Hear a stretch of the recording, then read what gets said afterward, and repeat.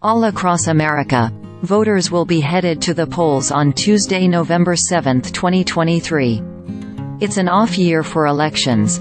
The presidential elections aren't until next year, but there are state and local races, as well as ballot initiatives, to decide.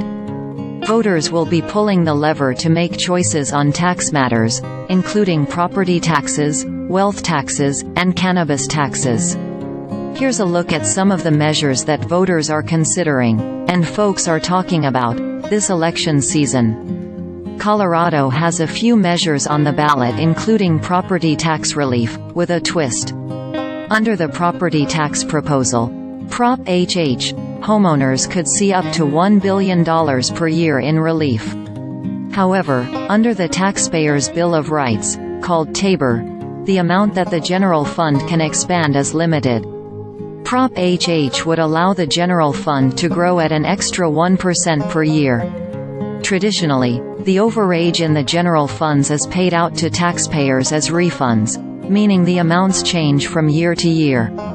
But boosting the amount of money the state can keep on hand in any given year allows the state to hang on to dollars and pay out smaller refunds to taxpayers. The result, under Prop HH, is that instead of paying out refunds, the money would replace revenue for schools lost to property tax cuts. You can read the proposal here.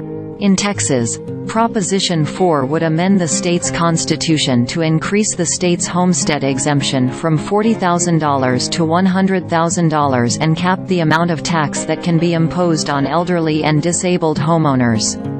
To offset a potential drop in tax revenue for schools, which are funded by property taxes, the state plans to invest some of its budget surplus in public schools. You can read Proposition 4 here. In Louisiana, voters will consider proposed Amendment No. 3, which would create a constitutional amendment to provide an ad valorem tax exemption for qualified first responders. An ad valorem tax, Latin for, according to the value, is based on property value. Under current law, most Louisianans get an exemption from parish property taxes of up to $75,000 of the value of their home. The amendment would allow local authorities to approve an additional exemption of up to $25,000 for qualified first responders, including firefighters, EMS personnel, emergency operators and dispatchers, and peace officers. You can read the proposal here.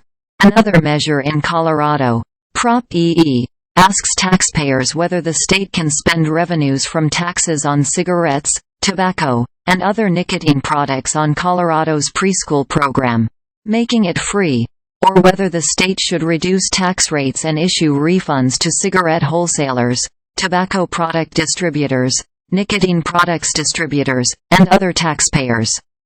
Here's why it's an issue.